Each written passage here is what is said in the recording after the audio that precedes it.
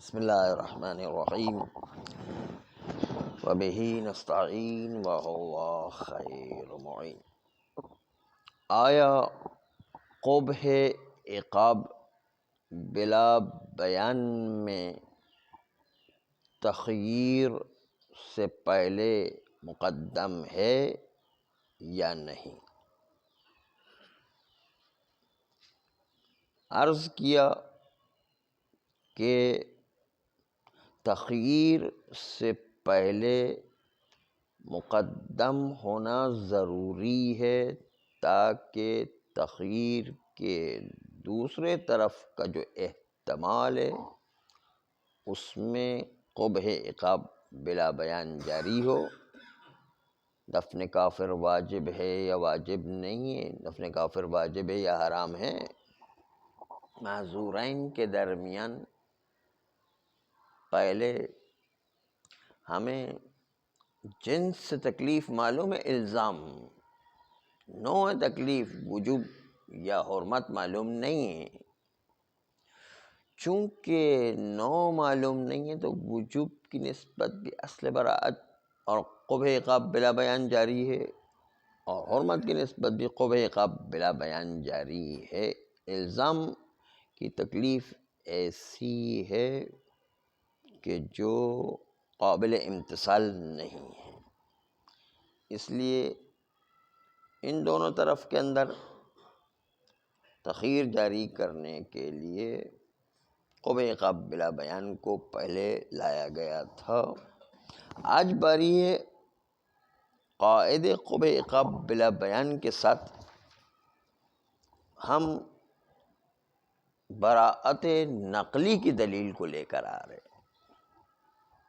تخییر میں قبح عقاب بلا بیان کے ساتھ ساتھ ادلہ نقلیہ براءت یعنی رفع ما لا یعلمون وغیرہ اس قسم کی احادیث جاری ہوگی قبح عقاب بلا بیان کی طرح یا نہیں۔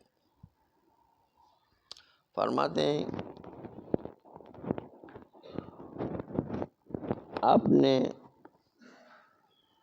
براءت کی نقلی دلیلوں کو جب ملاحظہ کیا ہے تو اس میں لسان براءت النقلیہ مختلف ہے۔ بعض ادلہ براءت نقلیہ کی اس میں لسان رفع ہے، مثل حدیث رفع کہ رفع عن امتی ما لا یعلمون، اور بعض ادلہ براءت نقلی اس کی لسان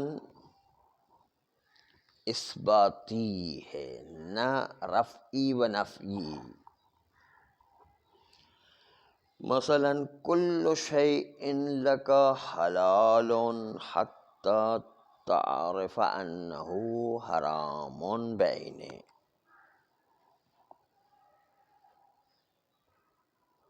آیا حدیث رفع ہمارے مورد میں جاری ہوگا یا نہیں؟ ہم اجمالاً یہ جانتے ہیں کہ دفن کافر یا واجب ہے یا دفن کافر حرام ہے۔ آیا یہاں پر رفع ما لا یعلمون اس سے تمسک کیا جا سکتا ہے اس بیان کی طرح کہ جس طرح قبح عقاب بلا بیان میں عرض کیا کہ یہاں پر بھی کہیں کہ کوئی معنی نہیں ہے کہ تمسک کریں رفع ما لا یعلمون سے قبح عقاب بلا بیان کی طرح رفع عقلی۔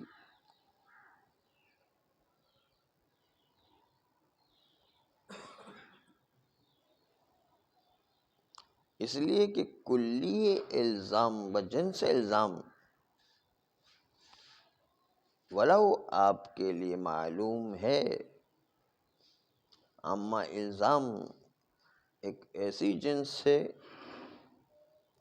کہ جس میں ایک طرف احتمال وجوب ہے تو دوسرا طرف احتمال حرمت ہے، اس کا اثر باقی نہیں رہتا۔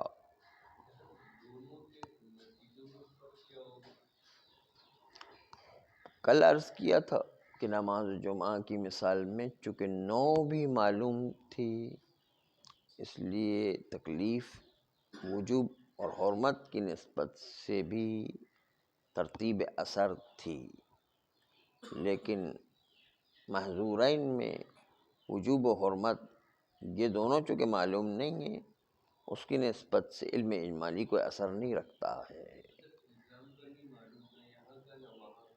الزام معلوم ہے، الزام وہاں پر الزام بھی معلوم تھا نماز جمعہ میں، اور نو بھی معلوم تھی، اس لیے الزام اور نو دونوں معلوم ہونے کے سے علم اجمالی جنس میں بھی اثر کرتا تھا اور نو میں بھی اثر کرتا تھا، اس لیے وجوب نماز جمعہ اور وجوب نماز ظہر دونوں کی نسبت سے احتیاط کرنا لازم آتا تھا۔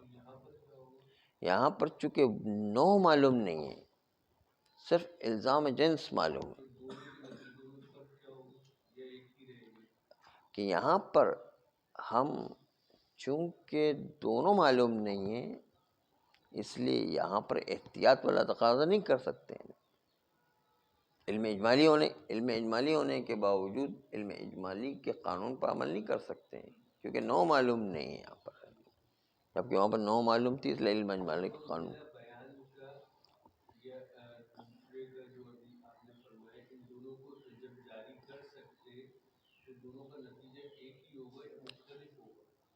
اب یہاں پر تو ایسا ہو رہا ہے کہ رفع ما لا یعلمون یا قبح بلا بیان وجوب اور حرمت دونوں کی نسبت جاری ہوگا، دونوں جو ہے کل عدم ہو جائے گا، کل عدم ہو جائے گا۔ ہاں،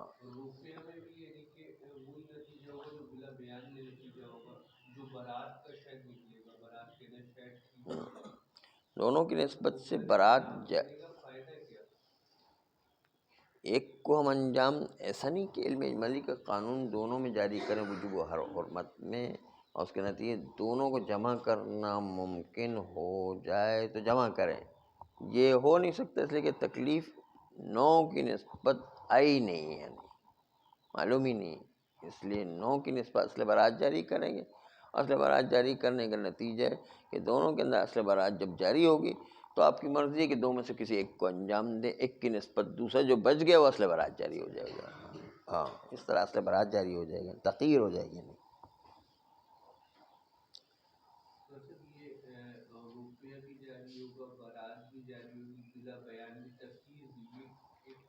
ہاں، اس کا نتیجہ ہے کہ قبح بلا بیان بھی اصل براعت عقلی ہے، اور رفع ما لا یعلمون اصل براعت شرعی ہے۔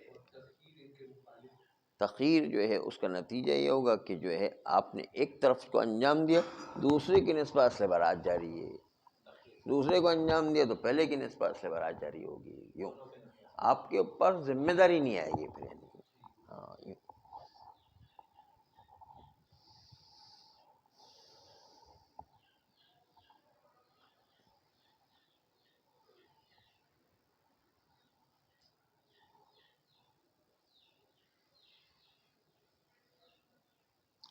بس علم اجمالی اس کا اثر صرف الزام پر ہونے کی وجہ سے ہم کسی ایک تکلیف کو انجام دیں گے اور دوسرے کے اندر اصل برات خود بخود جاری ہو جائے گا۔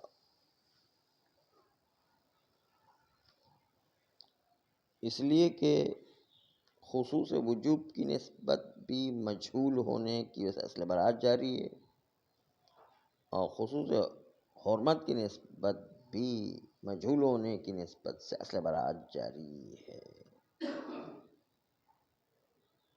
نہ موافقت قطعیت قطعیہ انجام دینا ممکن ہے، نہ مخالفت قطعیہ انجام دینا ممکن ہے۔ احتمال دونوں طرف موجود ہے، اس لیے احتمال کی بنیاد پر ایک طرف کو انجام دیں گے اور دوسرے کے اندر اصل برات جاری ہو جائے گی۔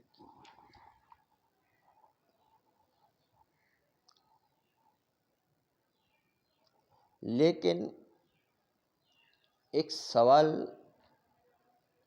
اور یہاں پر ہے، ایک توضیح در حقیقت جو جواب از مرحوم نعینی بھی بن رہا ہے، اور وہ یہ کہ یہاں پر ہم حدیث رفع کو حرمت مجہولہ و وجوب مجہولہ قرار دیں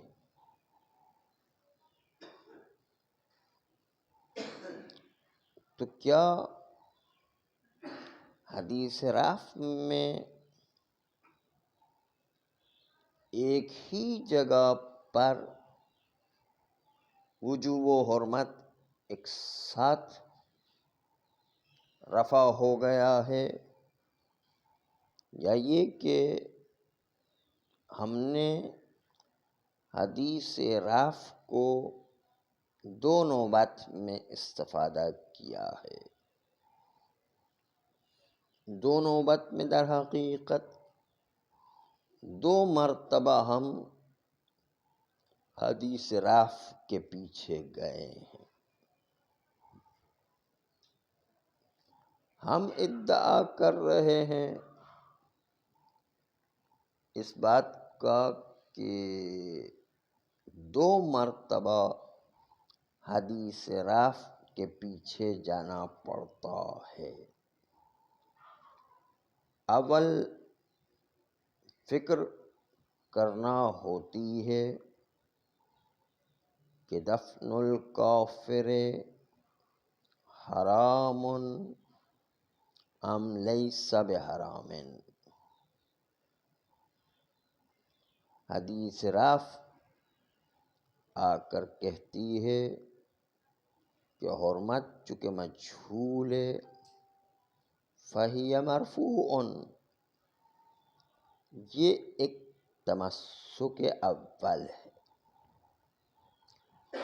مرتبہ دوم میں وجوب کی طرف جاتے ہیں اور دیکھتے ہیں کہ وجوب بھی مجہول ہے، تو دوسری مرتبہ حدیث رفع کی طرف جائیں گے اور کہیں گے الوجوب مجہول۔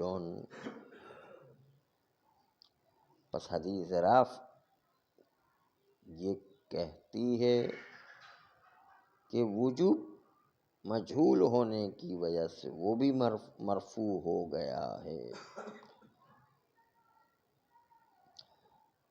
ایسا نہیں کہ مسئلہ وجوب کو یعنی ہم مخلوط کر کے دونوں کو ایک نوبت میں حدیث رفع سے تمسک کر کے ایک عنوان مصداق میں حدیث رفع سے یہاں پر دونوں کو مرفوع قرار دے دیں۔ دونوں میں کوئی ربط نہیں ہے۔ وجوب اپنی جگہ مجہول ہے، حرمت اپنی جگہ مجہول ہے، تو یہاں پر دو حکم، دو خصوصیات دونوں میں جاری ہے، اور ہر ایک نو اپنی جگہ پر جہالت رکھتا ہے، اس لیے حدیث رفع کا مصداق قرار پاتا ہے۔ حرمت مجہول اپنی جگہ پر مجہول ہے، وجوب اپنی جگہ مجہول ہے، پس دونوں اپنے اپنے مصداق میں مرفوع واقع ہوئے ہیں۔ پس اس بنیاد پر آقا نعینی کا نظریہ تھا کہ وہ ایک ہی لاٹھی سے حدیث رفع کو یا وجوب دفع قبح بلا بیان سے ایک ہی لاٹھی کو دونوں سے استعمال کر کے دونوں کو ختم کیا کرتے تھے، لیکن دقت مطلب یہ ہے کہ دونوں کو اپنی اپنی نوبت میں الگ الگ حدیث رفع کے ذریعے سے الگ الگ وقت میں رفع جاری کیا گیا، اور اس کے نتیجے میں اصل براعت اس کی نسبت سے اصل براعت شرعی جاری ہے۔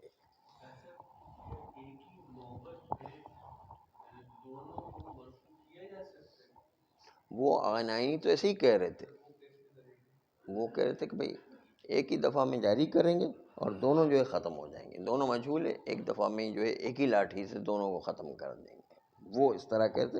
باقی بحث آگے مزید آئے گی کہ آغا نائینی کیا کہنا چاہتے ہیں اور آغا آخوند کیا کہنا چاہتے ہیں، دوسرے جو ہے نظریات کو۔ ابھی تو خالی اجمال بحث شروع ہوا چاہتی ہے اس کی، کہ دو نوبت میں ہم ختم کریں گے یا ایک نوبت میں ختم کریں گے، فرق پڑے گا۔ آپ دیکھیے گا آخر میں ثمرہ بحث جب نکلے گی تو آپ دیکھیں گے کہ دونوں میں فرق ہے نہیں، اور اس کے نتیجے میں نتائج بہت الگ الگ آ جائیں گے۔ صلی اللہ علیہ وآلہ